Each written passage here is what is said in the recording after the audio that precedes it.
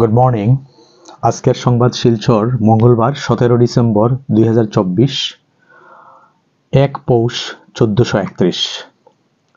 আজকের বিশেষ বিশেষ খবর হলো, সম উন্নয়নে কাজ করে যাচ্ছে সরকার, বললেন কৃষ্ণেন্দু পাল।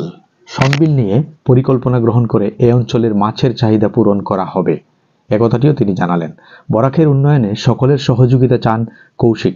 শ্রীভূমি জেলা বিজেপির সংবর্ধনা। অন্য সরকার যা কল্পনাও করতে পারেনি সেটা করে দেখাচ্ছে মুখ্যমন্ত্রী ডক্টর হিমন্ত বিশ্ব শর্মা নেতৃত্বাধীন বিজেপি সরকার।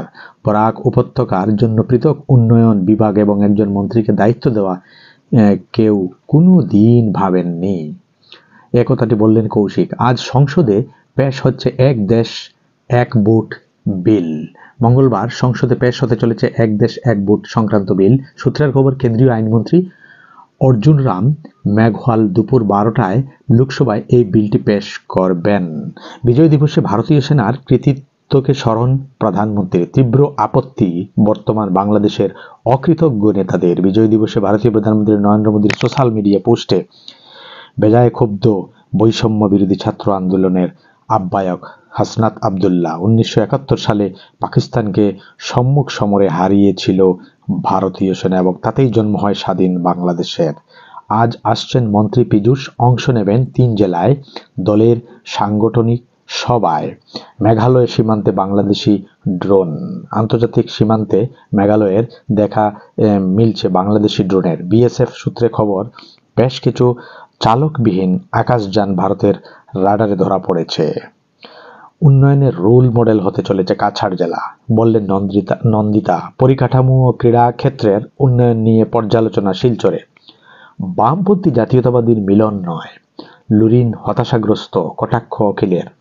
উপনির্বাচনে বিরোধী ঐক্যে ভাঙন ধরেছিল, তবে 26-এর বিধানসভা ভোটের আগে ফের বিরোধী শক্তিকে যখন ঐক্যবদ্ধ করার প্রয়াস নেওয়া হচ্ছে, তখন অখিল গগৈ, লুরিন জ্যোতি গগৈর মতানৈক্য সামনে এসেছে।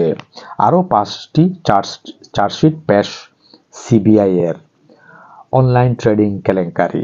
রাজ্যের শেয়ার বাজারে লগ্নির নামে হওয়া কেলেঙ্কারি তদন্ত শুরু করে কেন্দ্রীয় তদন্তকারী সংস্থা সিবিআই বিশেষ আদালতে আরও 5টি চার্জশিট জমা করল, যেখানে পাতায় পাতায় রয়েছে প্রতারণার কীর্তি কাহিনী। সিবিআই এর পক্ষ থেকে জানা গেছে, সোমবার গুয়াহাটিতে সিবিআই এর বিশেষ আদালত সরকারি আইনজীবীরা 16 জন অভিযুক্ত 2টি প্রাইভেট লিমিটেড, আপতি থেমস হোল্ডিংস প্রাইভেট লিমিটেডের এবং ব্রহ্মপুত্র সঞ্চয় বিনিয়োগ সমবায় সমিতির বিরুদ্ধে 5টি চার্জশিট জমা করেছেন। $100 বিলিয়ন এর ক্লাব থেকে বাদ পড়লেন আদানি ও আম্বানি।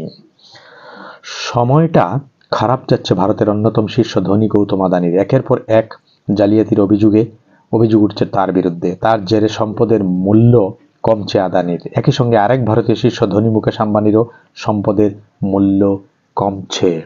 থিম্পুতে বাণিজ্য সম্মেলনে মুখ্যমন্ত্রী। ভুটানের প্রধানমন্ত্রী এবং উদ্যোগীদের অসমে আমন্ত্রণ হিমন্তের। ফের রাজনীতিতে সক্রিয় হচ্ছেন খালেদা জিয়া। শ্রীভূমিতে মাইক্রো ফাইন্যান্সের নো ডিউ সার্টিফিকেট বন্টন মন্ত্রী কৌশিকের। ব্যক্তি পুজো নয়, দলকে প্রাধান্য দিতে ফ্যান্স ক্লাবে না কংগ্রেসের। পঞ্চায়েত ভোটে 50% 40 বছরের কম বয়সের প্রার্থী। ব্যক্তি পুজো নয়, কংগ্রেস এবার থেকে দল পুজোয় ব্রতী হবে, তাই নেতাদের ফ্যান্স ক্লাব বন্ধের ফরমান জারি হয়েছে। সোনিয়া, রাহুল, প্রিয়াঙ্কা গান্ধী ছাড়া কারো থাকবে না ফ্যান্স ক্লাব। তাছাড়া দলে তরুণ প্রজন্মের নেতা আমদানিতে জোর দেওয়া হচ্ছে। শেষ হলো আজকের বিশেষ বিশেষ খবর। ধন্যবাদ।